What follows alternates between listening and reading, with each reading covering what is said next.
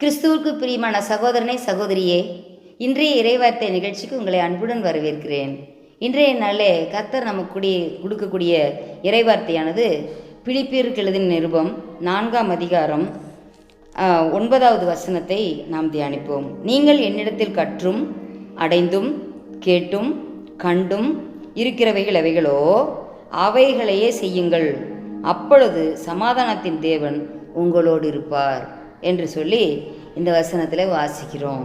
பார்த்தீங்களா எவ்வளோ அழகாக ஆண்டவர் எப்படி சொல்லுகிறார் பார்த்தீங்களா. இந்த அதிகாரத்தில் நீங்கள் பார்த்தீங்கன்னா அந்த புத்தி சொல்லுகிறேன் அப்படின்னு சொல்லிட்டு தான் அதை 2வது வசனத்தை சொல்கிறாரு.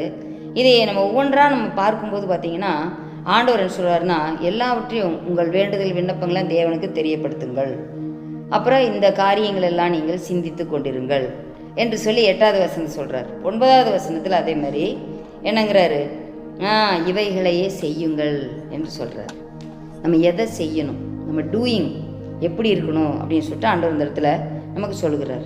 இந்த உலகத்தில் நம்ம எல்லாருமே நம்ம சின்ன குழந்தையிலிருந்தே அநேக காரியங்களை கற்றுக்கொண்டு வர்றோம். பெற்றோர்கள் சொல்லிக் கொடுக்குறாங்க, நமக்கு உற்றோர்கள் சொல்லிக் கொடுக்குறாங்க, பெரியவர்கள் சொல்லிக் கொடுக்குறாங்க, ஆசிரியர்கள் சொல்லிக் கொடுக்குறாங்க, போதகர்கள் சொல்லிக் கொடுக்குறாங்க, ஞாயிறு பள்ளி ஆசிரியர்கள் சொல்லிக் கொடுக்குறாங்க. இப்படியாக இந்த உலகத்தில் ஒவ்வொரு காரியத்தையும் நம்ம மற்ற மக்களிடத்திலிருந்து எல்லாம் நம்ம கற்றுக்கொள்கிறோம். அப்போது ஆண்டவராகிய இயேசு கிறிஸ்து நமக்கு அநேக காரியங்களை கற்றுக் கொடுக்குறார். அவர் சொன்ன வசனங்கள், கிருபை பெருந்தின வசனங்கள், கற்பனைகள், கட்டளைகள், சாட்சிகள், நியமங்கள், அதில் எல்லா உபதேசங்கள், அவற்றிருந்தெல்லாம் நிறையா நம்ம கற்றுக்கொள்கிறோம். அப்போது நீ கற்றுக்கொண்டவைகள் நிச்சயித்து கொண்டு, நீ கற்றவைகளை நிச்சயித்து கொண்டு அதில் நிலைத்திருன்னு சொல்கிறார். அப்போ பாருங்க, அப்போ அதில் நிலைத்திருந்து அப்படின்னு சொன்னால் எப்படி அதில் நிலைத்திருக்க முடியும்? கற்றும் கற்க கசடற, எந்த மாசு மறுவு இல்லாமல் அதை குற்றமற நாம் கற்க வேண்டும் என்று சொல்லி தான் பொய்யாமொழி புலவரும் சொல்லுகிறார். கற்றும் அது செய்கிறது, அடைந்தும் கற்றபடி என்ன செய்யணும், அதில் இருக்கணும், அது செயல்பாட்டில் காட்டணும். அப்போ நம்ம படித்தால் மட்டும் போதாது. இந்த வசனத்தில் நிறைய காரியங்கள் சொல்லப்பட்டிருக்கிறது. இறைவார்த்தையில் நம்ம ஒவ்வொரு நாளும் தியானிக்கிறோம். அதை சும்மா தியானத்தோடு விட்டுறக்கூடாது. அந்த தியானமானது நம்ம வாழ்க்கையின் செயலாக மாற வேண்டும். ஒவ்வொரு நாளிலும் அதில் நாம் பெருக வேண்டும். ஒவ்வொரு நாளும் கொஞ்சம் கொஞ்சமாக வளர்ந்து கடைசியில் என்ன செய்யணும், அந்த பூரணத்தை நோக்கி நாம் கடந்து செல்ல வேண்டும். அவருடைய அடிச்சுவடுகளை பின்பற்றி நாம் நடக்கும்போது, நாம் அவரை தரிசிக்கும் போது, அவர் வருகையிலே அவரை காணும்போது அவர் இருக்கிற வண்ணமாக நாமும் இருப்போம். பார்த்தீங்களா எவ்வளவு. அதனால் கற்றும் அடைந்தும், இப்போ பிள்ளைகளுக்கெல்லாம் பரிச்சு வைக்கிறாங்க, அதுக்கு என்னன்னு சொல்லுவாங்க, அடைவு தேர்வு அப்படிங்கிறாங்க. அப்போ என்ன படிச்சிருக்கிறாங்க, அந்த லெசன்லேருந்து அவங்க சாராம்சம், அவங்க குறிப்புகள் எவ்வளவு தூரம் அதில் கற்றிருக்கிறாங்க, புரிஞ்சிருக்கிறாங்க, தெரிந்திருக்கிறாங்க, அதை உள்வாங்கியிருக்கிறாங்க, அதை கேட்கறதுக்கு, அதை தெரிஞ்சுக்கிறதுக்கு தான் அந்த அடைவு தேர்வு. இப்போ பாருங்க, கற்றும் அடைந்தும், அதிலிருந்து என்ன அவங்க பெற்றுக்கிறாங்க அப்படின்னு. அடைந்தும் கேட்டும் கண்டும். இப்போ கேட்குறோம், அப்புறம் என்ன செய்கிறோம், காண்றோம். இப்போ எல்லாமே ஆங்கில பாடம் முதற்கொண்டு எல்லாத்துக்குமே என்ன வந்துருச்சு, லேபு, இங்கிலீஷ் லேப் என்று சொல்லி. இப்போ சயின்ஸுக்கு மட்டும்தான் லேபார்டரி இருக்குது அப்படின்னு நம்ம நினச்சிட்டு இருந்த காலங்களே இல்லை. இப்போ எல்லாம் ரீடிங், ரைட்டிங், அரித்மெட்டிக் எல்லாத்துக்குமே இப்போ என்ன செய்கிறாங்க, அதைய கேட்கிறத காண செய்கிறார்கள். அப்போ இந்த இடத்துல பாருங்க, கேட்டும் கண்டும் இருக்கிறவைகள் எவைகளோ அப்படின்னு. இப்போ கேட்டும் சொல்லும்போது வேதத்தின்படி நம்ம பார்க்கும்போது நம்ம முன்னோர்கள், நம்ம ஆதி முற்பிதாக்கள் ஆபிரகாம், ஈசாக்கு, யாக்கோபு, அவனுடைய வழித்தோன்றர்கள் யோசேப்பு, அவங்களுக்கு இன்னும் நியாயாதிபதிகளுக்கு, ராஜாக்களுக்கு, தாவீதுக்கு, சாலமோனுக்கு, இன்னும் நீங்கள் எந்த நியாயாதிபதிகள்னு எடுத்துக்கிட்டாலும் அவங்க வாழ்க்கையெல்லாம் தெபோரால், கிதியோன், அவங்களுக்கெல்லாம் இன்னும் நம்ம நல்ல ஆண்டவருக்கு பிரியமான சாட்சியாய் வாழ்ந்த அநேக மேகம் போன்ற திரளான சாட்சிகள் நிறைய பேர் இருக்கிறாங்க. தீர்க்கதரிசிகள், சிறிய தீர்க்கதரிசிகள் எல்லாம் நிறைய பேர் இருக்கிறாங்க. அப்படிப்பட்ட காரியங்கள் எல்லாம் என்ன செய்கிறோம், மற்ற போதர்கள் மூலமாக, மற்றவங்க மூலமாக நம்ம என்ன செய்கிறோம், கேள்விப்படுகிறோம். கேட்டும் இப்போ நிறைய அற்புதங்கள் நம்ம கண்கூடாக நம்மளுடைய வாழ்க்கையில், நம்ம தனிப்பட்ட வாழ்க்கையில், நம்ம சபையில், நம்ம நாட்டில், உலகத்தில் நம்ம பார்க்குறோம். சாட்சிகள் அப்படியே டிவிலெல்லாம் பார்க்குறோம், மீடியாவில் பார்க்குறோம், யூடியூப்பில் பார்க்குறோம். அப்போ அதிலெல்லாம் பாருங்கள், நிறைய அற்புதங்கள், அடையாளங்கள், ஆண்டவர் செய்த அரிய பெரிய காரியங்கள், ஆண்டவர் செய்த அற்புதங்கள் அதையெல்லாம் நம்ம வந்து கண்ணுனால் பார்க்குறோம்.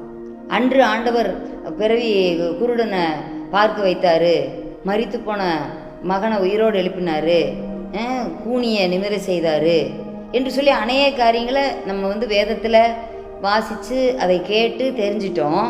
ஆனால் இப்போது அதை கண்கூடாக அநேகருக்கு ஆண்டவர் இந்த காலத்தில் செய்யக்கூடிய அற்புதங்களை நம்ம கண்கள் காணுகிறது. அப்போ பார்த்தீங்களா, அப்போது கண்டும் இருக்கிறவைகள் எவைகளோ அதை தான் முன்னால் உள்ள வசனத்தை நம்ம பார்க்குறோம். உண்மையுள்ளவைகள் எவைகளோ, ஒழுக்கமுள்ளவைகள் எவைகளோ, நீதியுள்ளவைகள் எவைகளோ, அப்படியே சொல்லிக்கிட்டே வர்றார். அன்புள்ளவைகள், கற்புள்ளவைகள், புண்ணியம், புகழ், இதையே சிந்தித்து கொண்டிருங்கன்னு சொன்ன தேவன் இந்த இடத்துல எவைகளோங்கிற லிஸ்ட்டில் எதை கொண்டாடுறாரு? நீங்கள் என்னிடத்தில் கற்றும் அடைந்தும் கேட்டும் கண்டும் இருக்கிறவைகள் எவைகளோ. எவ்வளோ அழகாக ஆண்டவர் சொல்லிட்டு பாருங்க. இவைகள் எல்லாவற்றையும் அவைகளையே நீங்களும் போய் செய்யுங்கள்.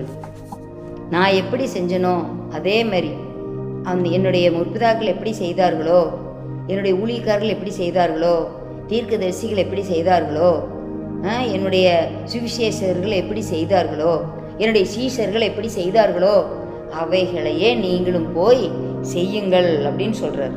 அப்போ பாருங்க, அவைகளையே செய்யுங்கள், அப்பொழுது சமாதானத்தின் தேவன் உங்களோடு இருப்பார். இதை செய்யும் போது அப்பொழுதுதான் சமாதானத்தின் தேவன் எப்போது உங்களோடு இருப்பார் அப்படின்னு சொல்லி, என்னுடைய சமாதானத்தையும் உங்களுக்கு வைத்து போகிறேன்னு சொல்கிறார். உலகம் கொடுக்கிற பிரகாரமாய் அல்ல. அப்போ பாருங்க, இவைகளெல்லாம் நம்ம செய்யும்போது நம்மை விட்டு எடுபடாத ஒரு நல்ல ஒரு பங்கு, நல்ல சமாதானம், நல்ல சந்தோஷம், அதையெல்லாம் ஆண்டவர் நமக்கு தர்றாராம். அப்போ எவ்வளோ நமக்கு ஹாப்பியாக இருக்குது. ஆகவே நம்ம சமாதானத்தை பெறணும்னு ஆசைப்படுறோம். சமாதானத்தின் தேவன் நம்மோடவே இருக்கணும், யெகோவா ஷாலோம் நம்ம கூடவே இருக்கணும் அப்படின்னு நம்ம விசுவாசிக்கிறோம், நம்ம ஆசிக்கிறோம். ஆனால் இவைகளை நாம் செய்யும்போது மாத்திரமே ஆண்டவர் எப்போதும் நம்மளோடு கூடவே இருப்பார். ஆகவே அருமையான சகோதரனை சகோதரியே, இந்த நாளில் நாம் சிந்தித்த இந்த இறைவார்த்தையின் அடிப்படையில் நாம் இதுவரைக்கும் என்னென்னலாம் கற்றுக்கிறோமோ, அவைகளில் எப்படி தேறி இருக்கிறோமோ, அடைந்து இருக்கிறோமோ, அல்லது கேட்டு கண்டு இருக்கிறோமோ, அவைகளை செய்ய நம்மை அர்ப்பணிப்போம். பவுல் சொல்கிறாரு, நான் அடைந்தாயிற்று முற்றிலும் தேறினன் அவனேன் என்று சொல்வதற்கு ஒன்றும் இல்லை அப்படிங்கிறார். அவ்வளவு உண்மை உத்தமாக ஆண்டவருக்கு பிரியமா ஓட்டத்தை முடித்தேன், விசுவாசத்தை காத்து கொண்டேன்னு சொன்ன பவுல் நான் இன்னும் அடைந்தாயிட்டுன்னு சொல்ல முடியாது அப்படிங்கிறார். அப்போ பாருங்க, இன்னும் நான் என்னென்ன செய்யணுங்கிறத இன்னுமே அவர் வாஞ்சியாக தொடர்றார். அது மாதிரி நம்மளுடைய வாழ்க்கையில் கூட ஆண்டவரே இன்னும் உமக்கு பிரியமானதை செய்ய, உமக்கு நீ சமாதானத்தின் தேவன் என்னைக்கும் என் இதயத்தில் என் குடும்பத்தில் இருக்கிறதுக்கு ஏற்ற விதமாக நான் அதை செய்ய எனக்கு உதவி செய்யுங்க அப்படின்னு சொல்லி கேட்கணும்.